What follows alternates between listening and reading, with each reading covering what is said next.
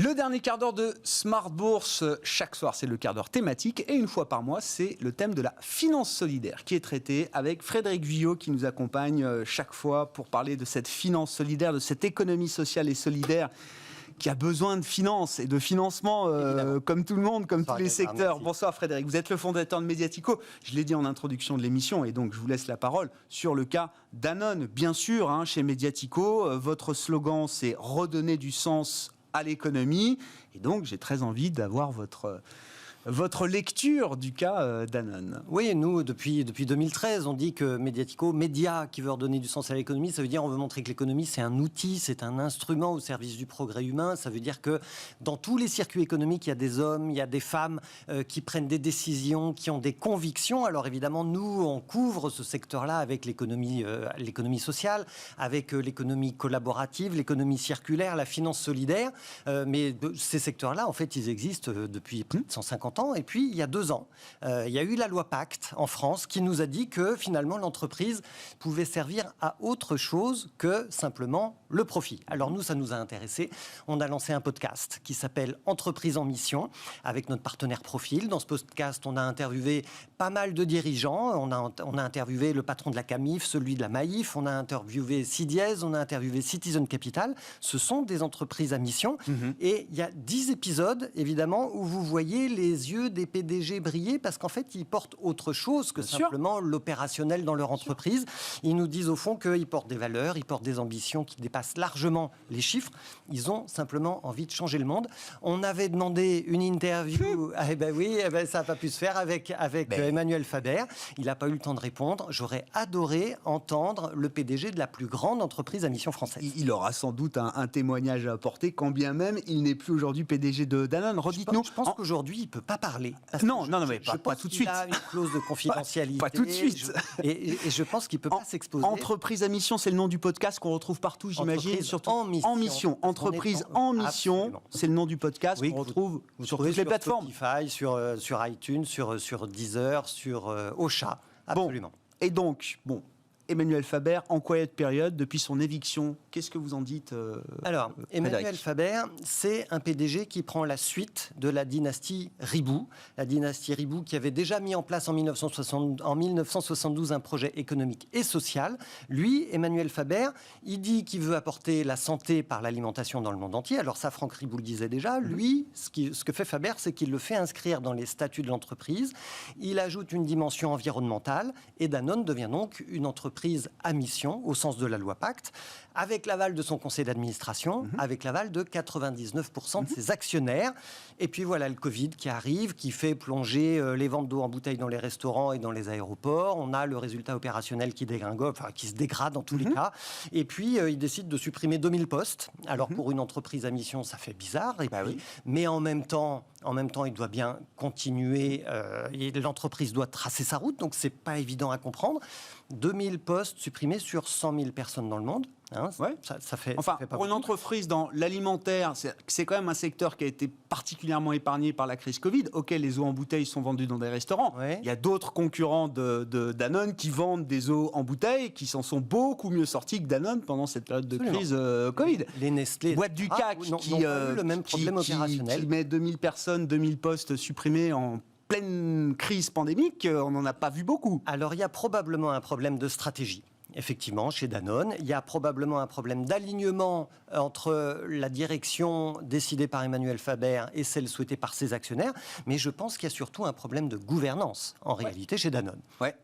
Qu'est-ce qui vous fait dire ça, En fait, Faber, il se fait débarquer par des fonds actionnaires, qui sont des fonds activistes, qui pèsent moins de 5% du capital.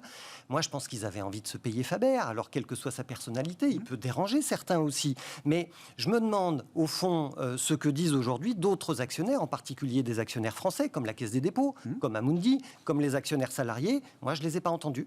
Ils ont peut-être parlé, mais je ne les ai pas entendus. Je ne suis pas sûr qu'ils aient parlé très fort. Et puis, je n'ai pas vu non plus de soutien à Emmanuel d'Emmanuel Faber venant de l'initiateur de la loi Pacte, à savoir Bruno Le Maire, ministre de l'économie. Et puis, ce que je constate aussi, c'est que sur les réseaux sociaux, le dernier post d'Emmanuel Faber, qui date d'il y a 2 jours maintenant, il fait déjà 62 000 réactions pour un groupe qui compte 100 000 salariés. Ça fait quand même beaucoup. Évidemment, c'est pas que les salariés qui réagissent, pas du tout. Hein. Non, il y a beaucoup de politiques qui réagissent. Il y a des prises de position assez partagées. Il y a ceux qui estiment que le rappel à l'ordre des fonds d'investissement, il est légitime. Moi, je considère que ça fait partie de l'ancienne économie. Dire qu'on est un fonds d'investissement, qu'on veut de la rentabilité, qu'on vire le patron quand les chiffres ne sont pas au rendez-vous, c'est plus ça, l'économie de demain. Il y a ceux qui glorifient aussi l'engagement d'Emmanuel Faber, son charisme. Là, ceux-là, je pense qu'ils en font un petit peu trop. Et puis, au milieu, nous, ce qu'on dit chez Mediatico, c'est qu'en fait, il y a un problème d'équilibre des pouvoirs, en fait, entre les tenants des chiffres et les tenants d'une vision de long terme de l'entreprise Danone, de sa place dans la société. C'est aussi d'ailleurs ce que disent un certain nombre de fonds d'investissement responsables. Je pense à Mirova, je pense à Fitrust. Et puis, j'ai interviewé tout à l'heure le président de la communauté des entreprises à mission, qui me disait qu'en réalité, c'est pas du tout le concept de la société à mission qui est remis en jeu et en cause par l'éviction d'Emmanuel Faber. Ce concept-là va perdurer. Simplement, oui, il y a un problème d'alignement stratégique avec les actionnaires. Moi, je me permets de donner mon avis parce que l'affaire me passionne et je trouve que c'est un cas vraiment important, intéressant, évidemment, et qu'ils ont été pionniers dans cette aventure de l'entreprise à mission. Je me dis quand même que ce n'est pas 2 fonds activistes qui ont entre 3 et 5% du capital qui dominent une entreprise comme Danone. Je veux dire, ils ont la peau dure chez Danone. Ça fait 10 ans que le résultat de Danone sous-performe par rapport au secteur. C'est pas juste une question de la crise Covid. Moi, j'ai l'impression qu'ils ont quand même une communauté d'investisseurs. Vous avez cité des gros, mais je pense aussi à tous les particuliers, bons pères de famille, parce que Danone, c'est une valeur de fonds de portefeuille. Ces gens-là, c'est difficile quand même de les traiter de court-termistes. Amundi, au moment où il labellise tout ISR, c'est pas des investisseurs qui sont dans des visions de court terme. C'est des gens qui acceptent déjà depuis 10 ans une sous-performance économique de l'entreprise Danone. Et ces mêmes gens-là, ils ont voté, vous l'avez rappelé, à plus de 99% le statut d'entreprise à mission. Je pense que beaucoup de ces gens pensent que justement, une bonne performance extra-financière, si elle avait été délivrée comme promis, était une source de surperformance économique pour l'entreprise. Mais que là, il y a quelque chose qui ne s'est pas bien passé, Frédéric. Et on peut ajouter que le flottant de Danone est considérable. C'est pour ça que les principaux actionnaires ont très peu de parts de capital. Et c'est aussi quelque chose qui protège Danone, sauf d'une OPA, évidemment, publique, si elle était à un prix excellent. Mais en réalité, il n'y a pas de fonds ultra majoritaires. Il n'y a personne à 30% du capital de Danone. Ça n'existe pas. Et donc, en réalité, ce que ça veut dire, ce que vous dites et ce que j'ajoute, ça veut dire qu'au fond, le sort d'Emmanuel Faber ne s'est pas joué entre les actionnaires. Il s'est joué au conseil d'administration. Et on ne qui a enfin pris son indépendance.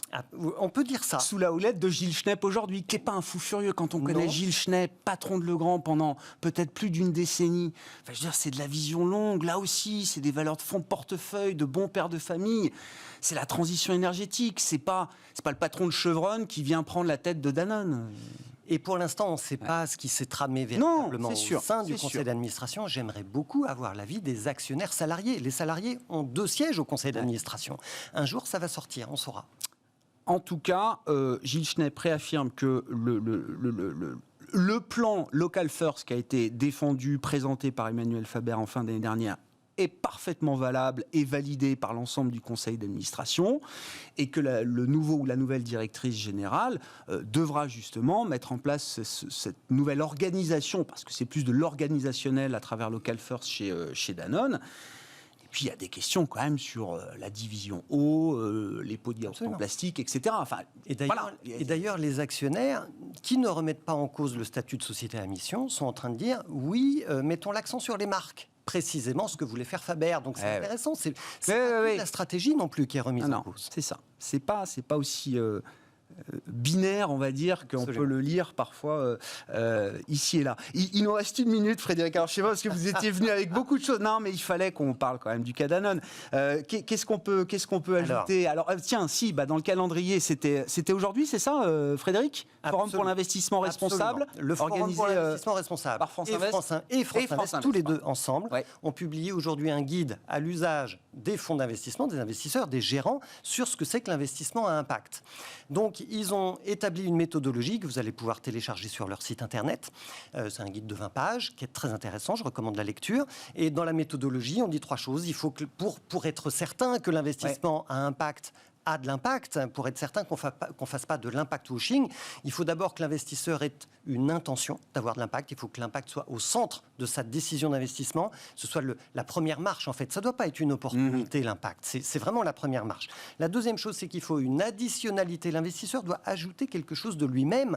Et vous savez ce qu'il ajoute, l'investisseur en matière d'impact? Il ajoute le fait qu'il intervient dans la gouvernance. C'est donc de l'engagement actionnarial et on y revient. C'est bien, le G de ESG, le G la de gouvernance. Et c'est précisément ce qui ne s'est pas passé chez Danone. Là, voilà, on a une vraie question de gouvernance. Et puis le troisième pilier, c'est qu'il faut une mesure d'impact qui soit robuste, traçable, évaluée. Donc voilà les 3 piliers sur lesquels ont travaillé le FIR et France Invest.